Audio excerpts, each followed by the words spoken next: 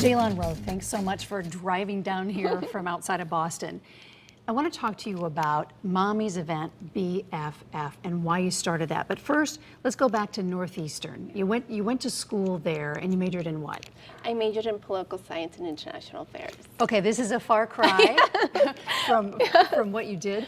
What ended up Mommy's event, BFF? Where did this come from? So in 1999, right before I decided I wanted to go to Northeastern, I was in an earthquake that killed 20,000 people. Where? In Turkey. In Turkey. My parents and I were on vacation there, and we were in the earthquake. And when I came back, I said I wanted to spend my life helping people. And so that was my senior year in high school. And so you saw utter devastation there? Oh, it was horrible. Did you feel the earthquake? Oh, yeah. Because I remember this now. We were 20 miles away from the center of the earthquake. It was horrible. It was one of the saddest. So you were visiting at the time, or you were there living? No, we were visiting for the summer. My cousin had a wedding, so we were there on vacation. And the day of the earthquake was the day we were supposed to come back, but the earthquake hit around 4 a.m., and so we weren't able to, obviously. So what happened? Let's delve into this a little bit. So what happened on that day?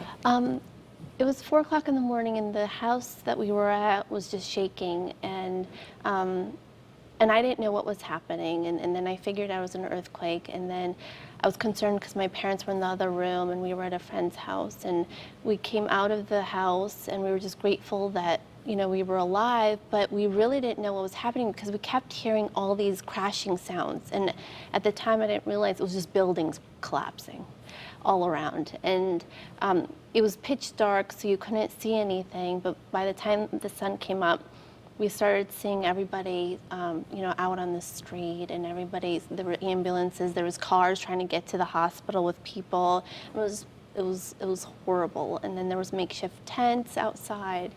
It was horrible. So how old were you when this happened? I was 18 years old. Okay, so this impacted your entire family. Did you have relatives killed in this? Thank God, no. So that set a whole new pattern for you. It did, because I was really shy before then. But then I realized after I survived, I said I need to do something with my life.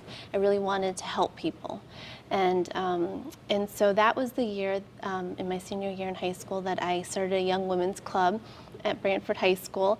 And I had a conference to talk about domestic violence against young women, and that's when you were kind enough to come and speak. That's right.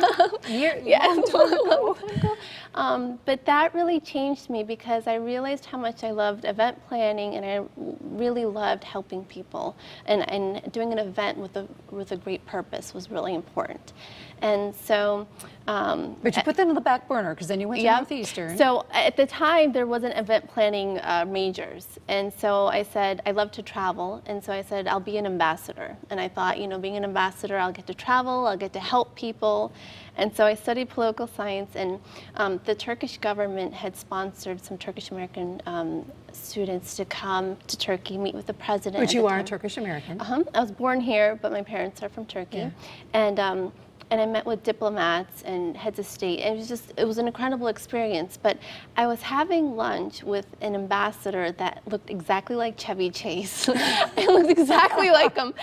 And I just saw how he looked miserable. And I looked around the room, and that's all that I saw was people that were just miserable. And I had the opportunity to intern with a congresswoman that summer in Washington, D.C. And again, you know, people just had this blank look on them, and it wasn't what I thought it was going to be. And so I said, I don't know if this is for me. And so Michael Dukakis was my advisor at Northeastern, and I said, oh, wow.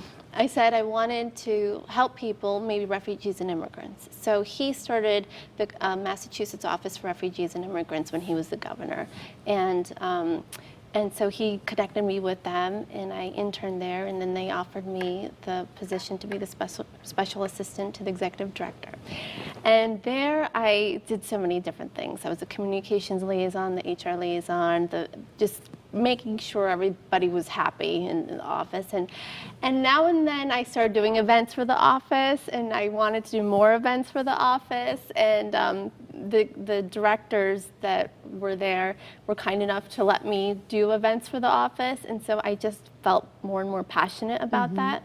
And then I got married, And then 6 months later, I became pregnant. And so my husband and I were thinking, what should we do and what my career path is. And I really liked event planning. So I said, let me become a stay-at-home mom. Which is awesome. Well, I thought it was going to be easy, and I was so wrong. Being a mother is the hardest job you will ever do. It is. And I became a stay-at-home mom. And after 6 months, I'm like, I need to do something. And so I would now and then do events for, friends and family and community, nonprofits, just for the fun of it, just to have something for myself. And I was really enjoying that. And then I had my daughter. And then 2 years ago, in September, it was 11 o'clock at night, and my kids were sleeping, my husband was sleeping, and it was a few months before I was about to turn 30. And I was just crying. I was sitting on my couch and I was crying. And I said, this isn't what I thought my life was going to be. I thought I was going to have like a corner office. I thought I was going to travel the world. I wanted a career. I wanted something for myself, because I was getting to the point where I was jealous that my husband was doing phenomenal at his career, and I was so happy for him. But I wanted something for myself too. You loved being a mom, but there was more to you. There was so much more to me than just changing their diaper, feeding them, cooking, cleaning, and there was so much more life into me. And so that night I was crying, and I said to my husband, I said, look, I love being a mom, I love being a wife, but for my birthday I want to be alone for 1 week. I want to just be alone. And so I traveled a lot when I was a teenager, and my parents were kind enough to send me worldwide. Worldwide, and they would send me. And I said, I just want to go to Europe by myself. I want to reconnect with who I used to be. And so he said, I'll send you anywhere you want to go. So he sent me. I went to Prague. I stayed there one night by myself. I went to Paris. I went to Florence and Venice by myself. I got to eat whenever I wanted to, sleep whenever I wanted to. It was 1 week where I didn't have to care for anybody. It was just about me. And that really was like life-altering, because I realized that there was so much more to who I am, and that I can be a mother, I can be a wife, but I could be me too, and it was a matter of just figuring that out now. And so I said, I really want to just go back to work and see how that goes. So what I found was the doors weren't wide open for stay-at-home moms. What do you mean by that? So I had a great resume, and I would send that out, and people in interviews would ask, well, what did you do for the past 4 years? I hate that, because being a mom is the most important work you can do. Yep. So I don't know why there is that discrimination. Yep. I 100% agree, because it's not resume worthy to put that I changed diapers, that I played peekaboo, that I did everything that I needed to. Should be, right? Exactly. That I needed to make sure my children were taken care of well. But that's not something you could put on a resume. But we're not taking, I think in this day and age, that needs to be celebrated, being a mom. Absolutely. Because look at what's happening across our country with kids who the folks are not there for them. Yep. That's a problem. I 100% agree. So, okay, so you've met with pushback. I did. They're looking at your resumes, Yep. whatever. Exactly. We'll call you, don't call us. Exactly. Or vice versa. Exactly. And then my neighbor had an opening position at her department, and so I said, I'll do it. And she said, great. And so I was there. The first month was phenomenal, because it was the first time I could eat by myself for lunch. I could go to the bathroom by myself. I mean, I couldn't do this before. And it was wonderful. But then after 2 months, I realized I could offer so much more. And what I discovered was a lot of stay-at-home moms end up taking positions that are, that they're overqualified for. And I realized that I also didn't like that I had to ask permission to go to my children's events, to go to the field trips, to go read a story. And that bothered me, because it's not just me. I don't think parents should have to ask permission to be there for their child, because a company is never going to remember that a parent took a few hours off to go to a recital, to go to a sports game. But a child is always going to remember that their parent wasn't there. And I think as a society, we need to take a look at that, So that bothered me, and it was being in the wrong place that helped me realize what the right place was for me. And I really wanted to start my own business. I wanted my own hours, I wanted my own schedule, I wanted a business that I could incorporate my children in, and I really wanted to help people. And so I I met with Ashley Hesiotis, who's the founder of One Mission, and Which does what? So they are a pediatric cancer foundation. So they actually provide funding to parents, to families who have a child with cancer, and they help pay for parking tickets. They help pay for food. They help.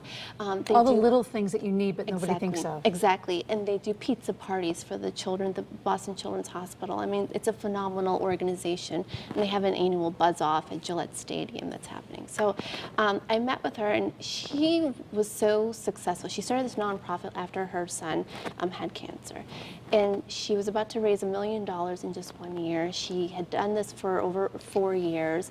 And so I said, can we meet for coffee? Because I said, I have some business ideas, but can I just run them by you? Because I haven't met somebody like her. And so she said, yeah, sure. And so I said, here's some business ideas, but you know, one of them is to help moms. I really want to do events to help mothers because I don't feel that society values the work that mothers do. And that is a shame, and I so agree with you. So you meet with her, and what happens? And she said, do that. So I did. And so bits and pieces of Mommy's Event BFF started coming together. Where'd the name come from? It just came into your, I mean, it makes sense, right? I love the BFF. I love every single word of it. Best I love friends forever. Best friends forever. Because I think motherhood could be lonely, especially in the beginning years. I remember we lived in Boston. We moved to the suburbs right before I had my son, and it was just lonely because I didn't know anybody. And I really want to be that person that when a mother's crying in the middle of the night saying, what am I going to do with my life? They could come to my website, we're their BFF, and they could look for an event to help inspire whatever it is that they want for themselves. This is Massachusetts-based so far, but you want to make it global or to the United States? Yeah, so right now, we're about to celebrate our 1-year anniversary this Thursday, which is really exciting. In 1 year, we have people from 45 different countries visiting our website. We feature events happening all over on our social media right now, on Facebook and Twitter. So if businesses are having events specific to mothers, we'll be happy to post that for them. You have Mission, our team, advertising charities in the news context. Yes. What are people going to find when they come to this website? Okay, so one of the biggest and most popular things that we do is every week we feature Supermom.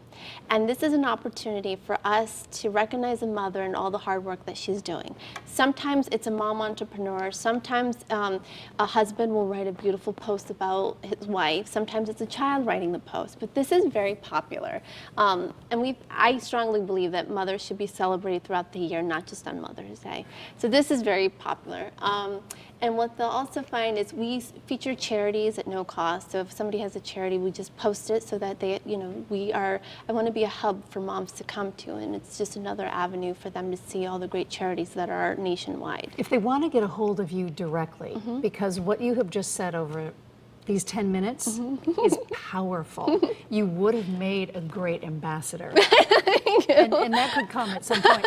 But if they want to get a hold of you and they feel just like you did, they can find you under the contact information. Absolutely. They could email me personally at ceylan@mommyseventbff.com. Ceylan, thank you so much for coming on. And you are so awesome Thank for you. moms to look up to. Thank Mom you. of 2. Yes. Keep going because you're onto something. Thank you so much for having me. I appreciate it.